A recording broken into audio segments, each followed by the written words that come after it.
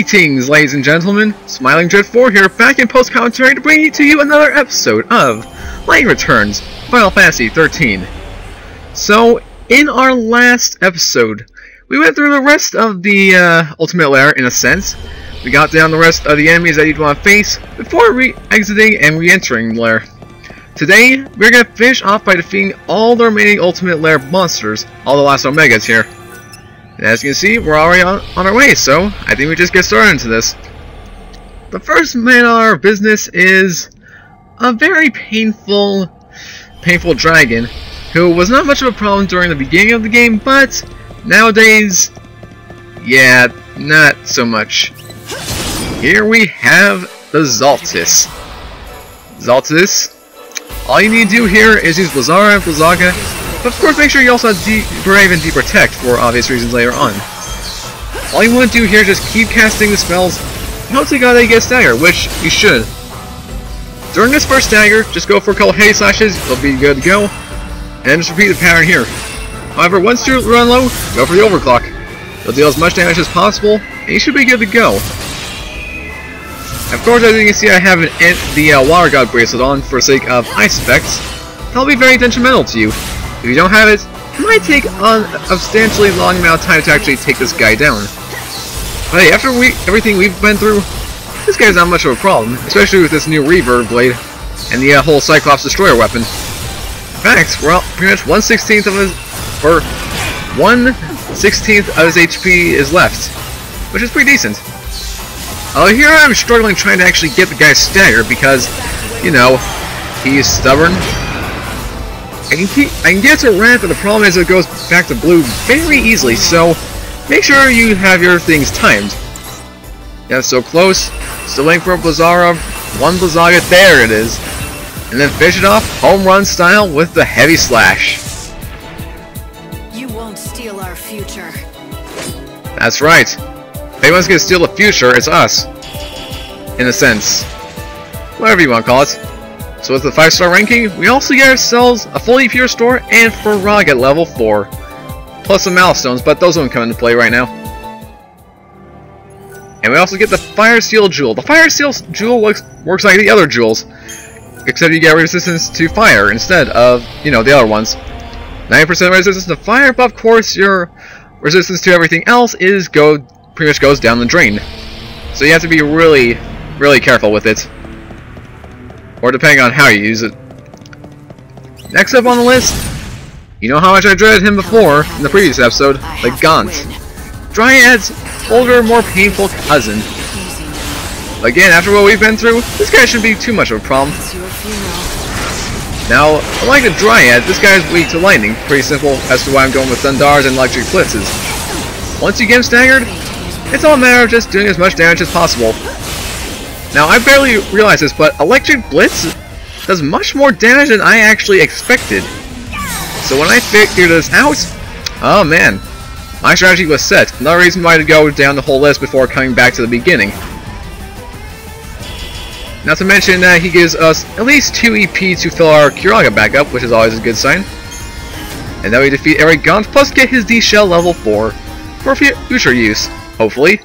And the Stormward Bengal. Stormward Bengal works like any other kind of resistance Bengal, in which case it pretty much resists 1/4 of wind kind of damage based on this one.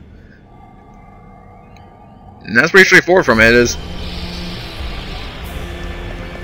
Now we are on floor number 6, where we have an enemy we have not actually encountered in the game yet, the Dreadnought.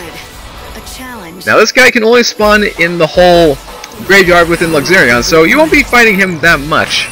At least I don't plan on it. What you want to do here is, as I proved right there, he does a lot of physical damage. The key to beating this guy is to take out his arms, and yes, I said his arms. Where you see, once you've dealt enough damage to the arms, they fall apart, and that makes him weak. He can't do Pulverize, he cannot do his arm swing. He also won't be able to do a move which we will be showing off later on, the Flame Cyclone. So, by getting rid of the arms, you pretty much won this. However, it can be a little difficult to actually get the arms done. The best way I can recommend this is, after the armor shot, go for as many heavy slashes as possible. I don't know what I'm going for here. Ah yes, Also, he's weak to blizzard damage if you want to stagger him, but I don't know if it's just me, but it doesn't really work when he has both his arms on. It wasn't until I was actually able to knock one off where, you know, he'd actually be weak to this stuff. Although that just may be the game. Ow! That's not good at defense. There it is, one arm down. And now I'm using one Kiraga to heal myself up. But now he's in a bit of confusion. He's down on his feet, one arm gone. You can deal as much damage as you want to this other arm. Hopefully, you know, get dismembered before he gets back up, which I unfortunately was not able to do.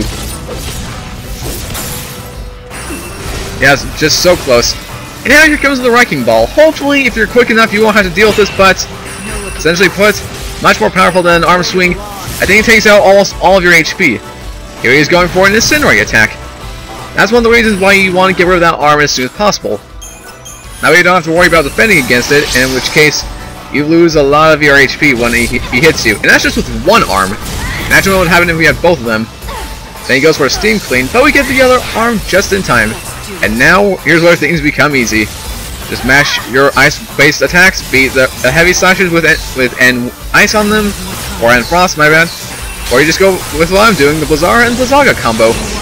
Hopefully getting him staggered, and once it comes to it, you can actually get him into an overclock mode, which I think I get right about... Nope. Okay, so this guy is actually a bit of a pain. There we go, there's one stagger. Then I run out of ATP there, and I go for Army of One. And I'm here in the middle of the mid-air, which I do not understand how I did, but I'm not about to complain here, as it gives me the opening just to take him down. Shing! Sparkle, sparkle. Now within 2 minutes and almost 30 seconds, we got an easy 5-star ranking. Not to mention our AP gets restored full back once again, and here's where I also realized that what I said in the previous episode was a lie. You get Heat Blitz level 4, which is, well, Electric Blitz with fire instead of, you know, lightning. I did not actually remember that, so my apologies to you guys. And he also dropped the Flame Ward Bengal. Flame Ward Bengal, it's a Storm Ward Bengal, but with fire resistance instead of wind resistance. Same concept, but just for different elements. Nothing too much to talk about there. Next up on the list, remember these guys gave you so much AP, and now they are at death sentence here for their attacks. Gurngach Omega. Gurngach can be difficult depending on how you do this. Now, here I am actually doing the wrong strategy. You do not want to actually do your physical attacks. Also, you know what? Make sure to defend against that Plague Breath, otherwise you're more vulnerable like I am. Fortunately for me, I have a Mega Remedy to actually cure me of the stuff. Although I do believe this happens again. But essentially what you want to do here is actually use Aurora and Aroga to actually get him staggered. Do not physical attack him while he's in this state because obviously he's invulnerable. You can't do that much to him. If you want to get this done quickly, you go for the wind attacks, no matter what. End of story. And hopefully I believe we get somewhat lucky, but I'm going for the Imperil to make sure he becomes more weak to it, which I'm unlucky to do, but regardless, I get him staggered. And from here on out, overclock. Just keep smashing it as much times as you need to. I throw in one to protect just to make sure things are more powerful than before. Heavy slash again, and just as he gets up, I go for another overclock just to make sure he doesn't regenerate that carcass of his, because then you have to redo the whole process, and that really bugs me. Slash. So close. I know what I'm going for. I think I was just looking at the strategy again. Army of One. I just say, screw it, I'm going for it. Because I do not want to have to use overclock yet again. Because I believe he doesn't drop the full EP experience. Or maybe I'm wrong in this recording. By the way, Army of One, good for getting my HP back, and yeah, don't look back to the Army of One. Doesn't kill him, but one heavy slash later, he's gone. And my voice just cracked up there. My apologies. And that takes care of him. Gurngach goes gone, and you can worry no longer about him being in the world. Oh, yeah, so I was wrong. You do get full EP restore, which I'll try and be careful with. He also drops a Heavy Guard level 4, just in case he didn't get one earlier. And he also gets a Toasty Shawl. I believe this is an exclusive item from him. You get an ATB increase by 5, and also have the Elemental Chaser, which is very interesting if I remember right. Basically what happens is, if you're hit by an element, when you do a heavy slash or some kind of physical attack, you'll take on that element. So for example, a Dryad hits you with wind, then when you use a physical attack, you'll have an end arrow effect to it. It's kind of odd, but again, never really use it that often. Honestly, there's no reason to use it. Now, Astro Perforating. This guy took me a good number of times to beat. I want to say about 3-ish. A lot less than Zomak did. What you want to do in this first phase is just cast a Deep Protect and go for as many physical attacks as possible. Being the Astro Perforating that he is, you cannot actually damage him, or at least stagger him, that easily until you actually get him into Exoproofing mode. Now, depending on... Now, you don't have to have Electro Blitz per se, but it's good to have one of the elemental blitzes for one of this. I believe this is actually what made things a lot easier for me. Go for a Fluorescence, but then after that, I go for the Fire. Don't have enough to stagger him, unfortunately, but I do get Faith Beater on, which is a good sign. He goes for Mana Drive, deals a lot of damage to me. I go for Fire yet again, and now he's weak. Of course, again, I do not have the Fire effect, so I'm not doing as much damage as I want to. Kind of makes me dread the times when I had, or makes me wish that I had my, you know, Purple Lightning costume on. Now he's going for the Lightning effect. Weak to wind, absorbs lightning, which I just barely remembered then. Well done move on my part, but yeah, what are you gonna do? Ow. Just going for as many arrows as I can. Electro Blitz, I cannot get that habit out of my head. Just need to stop doing that. And I believe soon enough he's actually going to be going into End Wind, which is really what makes this fight a lot easier. Yep, here goes. Exoproofing Wind. Weak to lightning. Electro Blitz is your savior, just like it was on the Dryad. If he's in this phase, use it. If you don't have Exo Blitz, or if you don't have Electro Blitz, hopefully you'll have a Heat Blitz, in which case you'll be able to take him down regardless. By the way, just deal as much damage as you can. That actually took out a good chunk of HP during that whole overclock phase. And I get him staggered yet again. I go for one cure just to heal myself up from all that damage, and finish him off with one heavy slash. I said one heavy slash. There you go. What, nothing witty to say? I guess she's started to annoy my voice. Or she's annoyed of my voice. I don't know what I'm saying. It's in the morning, guys. I do not know what I'm saying. But here he drops the Flame Sparka. I do believe you haven't gotten that once in this LP. Flame Sparka, it works like the Fire Storm and the Ice Spark. Flame Spark is fire and lightning damage combined. And of course, being a Sparka, you can imagine it'll do more damage than the Flame Spark. And now here I am skipping to level 22 because it takes an ungodly amount of time to actually get here. And here we have Earth Eater. Oh, Earth Eater, where do I begin to dread you? Okay, let me see here. Let me get all the notes for this one because I barely remember everything and my phone is going off. Okay, again, doing this early in the morning, so that's the thing. Anyway, what you want to do here with Earth Eater is follow a similar strategy to that of, what's his name? Gurungach. You can use Aurora, Aroga, and of course Heavy Guards can easily stagger him. You want to stagger him quick as possible because you want to get him into that phase where he's actually weak to everything.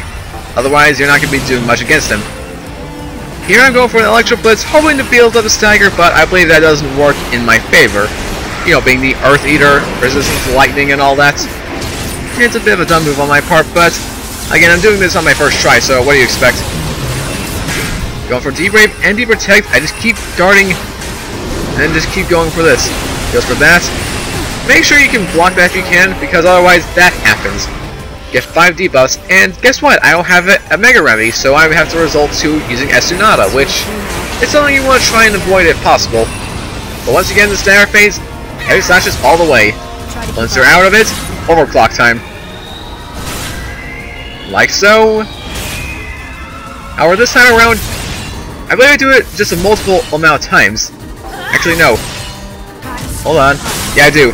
Overclock. I just go heavy slashes, then overclock when I'm out of ATB, just to get quick and done and over with, because once he gets out of his stagger phase, your damage means nothing. It does less than you would expect it to. Here I go for Deep Protect, trying to get more damage output on this. I overclock. Bang, bang. Bang, bang, bang, bang, bang. But now I am down to 1 EP. And I cannot use another overclock after this. But I guess it doesn't matter because he's getting back up. And then he gets angry at me. In this phase, of course, he always brings back his buffs. He has the haste, he has bravery, he has veil, he has... I want to say he has faith, but I can't say for certain. And of course, here I get the debuffs yet again. So as a result to another Estunata. Lucky for me, I have one. Ow, ow, ow. Ooh, just barely too. Alright, but here it goes in the same phase as that of the Chocobo Eater. Except I believe this time he does not stop with that little buff. It doesn't wear off at any point. So it's up to you to deal as much damage as you can, or if you're lucky like me, get Heavy Slash and just Haste Feeder and Brave Feeder, just to get that extra bonus effect. So it is not all that bad, but it doesn't do exactly a lot for you. I go for another Aeroga here. Why? Because I can. And I think I was expecting him to actually go out of the stagger, which he did. Fortunately for us. I'll swallow them all. Yep, did not block that time. Actually, I think I made a miss-switch right there. Because of... Whoa, yeah, that did a lot more damage than it's supposed to. Not exactly a good thing you want happening to you. So using the last X potion that I have left in my arsenal, I use it, and just hope to the gods that I can actually beat this man. And of course, I get debuffed yet again, dang nabbit. Not having to worry about that, I don't have another chance to actually heal myself up. The main reason why you want Mega Remedies, ladies and gentlemen. Makes the job a lot easier. But lucky for me, I'm just going for physical attacks right here, so having a deep faith, not too detrimental. Yeah, seriously, go to hell, man. You're seriously just annoying us at this point. Example of someone who's tricky and difficult, ladies and gentlemen. Tricky because he's hard to stagger and keep staggered, but more difficult because of how much HP he has. I believe he's one of the few enemies that actually exceeds 1 million HP. Something that I was hoping to avoid, at least until Final Fantasy X, but no. That's certainly not the case here. And of course I go down. I have one piece down with me just for the occasion. Lucky me. Like I'd let you get away with this. He goes for his little Ruin Ultima Blast combo with Ultra Fries, whatever you want to call it. I don't even know what to say. Hopefully with a few more good hits, we can actually get rid of him. Electro Blitz, Aurora, yeah, he's that close. One Aurora should do the trick, and one Heavy Slash later, he's done. You won't steal our future. Yeah, no longer. And that takes care of him. 2 stars, not that surprising with how bad we did. Also, should be noted, Electro Blitz, trade that out for Heavy Slash, if I have not said that already, or if you're blind and cannot actually see the templates. I'm saying that right now. From the fight, he drops a Sapping Hood. The Sapping Hood works similar to that of the, what was it? The Warrior and Mage Hunter's Mask. You know, it steals the bravery, haste, and faith of an enemy. However, in this instance, the Sapping Hood increases your physical resistance by 15% and has Protect Thief, which is completely the opposite of what you want to do. Protect Thief lets you steal, protect, shell, and I believe it's either Veil or Vigilance from an enemy. So if you have those, you can actually steal all the buffs of an enemy, meaning it's good for our next enemy here. And I'm sure you guys know who I'm talking about at this point. We took care of an Earth Eater. Who's worse? Him. The Chocobo Eater. No time well, sort of. Chocobo Eater fights similarly to that of the Earth Eater, you know, being the same species and all that, but ironically enough, being one of the last, he's not nearly as hard as Earth Eater. Not that close. Although it may be just because I have Thundara and Aurora and all that, making things a little easier for me. But the same strategy applies as back during the whole thing. If you have Elementa, double the stagger chance, makes things a lot easier. But overall, you're just repeating the same strategy. Just heavy slashes every now and then, overclock if necessary. Once you stagger him, you can deal much more damage. So that's a thing. But yeah, besides that, there's nothing much I can say here. Just keep repeating the same strategies with the Earth Eater, and you're good to go. And if you don't remember it, then you can just come back to an earlier part of this video. And of course, I don't have Deep Protect on here, or if I do, it's not doing that much damage. Probably because I don't have this Beast weapon with me. Takes out half his HP. Or I'm at half of his HP, that's good. And now he's back from the stagger, and now he's gonna be more pissed. Although I go for an overclock, seeing as I had a little bit of a tricky finger, I'm not gonna lie there. But, you know, he doesn't hit as much, so that's a good sign. And I just repeat with the Aurora strategy. Up, and da-da-da-dum. Actually, I cooked them. I don't know. Why would you want to cook them? Oh, that's right, you're a chocobo eater. Whoops. Well, do have some chocobos for you, so that's the thing. Nope, all you get to eat is my tasty blade of destruction. So hungry. And here it goes again. Chomp. A lot of damage, that's one. And I have just enough EP for one single Kiraga. But here's where I have to be careful, because like Earth Eater, he has those buffs on him. You can steal the haste and the bravery with the warrior or mage hunter's mask, but he still has curse on him, so the deep protect will not work as much as you'd want it to. I guess it doesn't matter for what we're going for. One stagger later, deep protect, not able to get that because of, you know, the vigilance or veil. By the way, it should still work as efficiently as before. A couple of heavy slashes later, and it should deal a good decent amount of chunk of damage. Here comes the chef's secret, this firestorm. Now, if the prayer of the hood, it does no damage to me. But then here it goes for a chomp, chomp, chomp. I'm hungry. Not today. I'm still trying to do a deep protect, seeing as I did not realize that what the veil did. But the effects still work the same. Boom. Okay, he's done. Aurora. Alright, and here's where we can deal much more damage. We can get deep protect on, dealing 50,000 damage. We are close to beating him. Bang bang, chicka wang wang. And he's done for. And with it, takes care of the last one within the ultimate lair for us. Yeah, much better battle time score with 5-star ranking. He also drops a magnet level 4, a very exclusive ability. Even I have no idea what it does, but basically it's supposed to draw in enemies as far as I'm aware, but that's all I know. And he drops the crippling hood, same thing but for magic resistance as the sapping hood. And with that said, takes care of all the last ones, but we're not done quite yet. As for you see, there are multiple floors left afterwards, in which case, well, you'll see soon enough. I'm not going to say anything right now, but starting from 29 to around 32, items drop here. Here we have one X potion for the one I exhausted, even though I don't have most of them. And just basically the rest of the floors have one item per thing, which is kind of odd considering that there's nothing left to deal with. But then we have some go for the super boss that's later on. Yes, I'm not going to hold back, there is a super boss in the ultimate lair, shouldn't be any surprise, but I'm not going for him because, like I said, super bosses take a long time to actually prepare for, and I am nowhere near prepared. It might take like 2 or 3 games to actually practice to get a new game plus and practice the strategy on him, but besides that, there's nothing much you can do here. And here we are on level 31, only one more floor after this. Here I believe you can get a refresher item, or elixir. No, it's a feast now, my bad. Why you don't have a feast wing, I do not know. But the next floor should be the ether. Now, refresher works, I believe it heals up all your EP and your HP, which is a good sign. Ether is just good for the EP, or maybe they're reversed. I'm not sure, I haven't tested them out in a while, and they are one-time items, so that's the thing. There we go. Obtain the ether. Here I go to my recovery items. I just categorize for the sake of it because, heck, this is going to annoy me later on. But anyway, guys, that does all of it.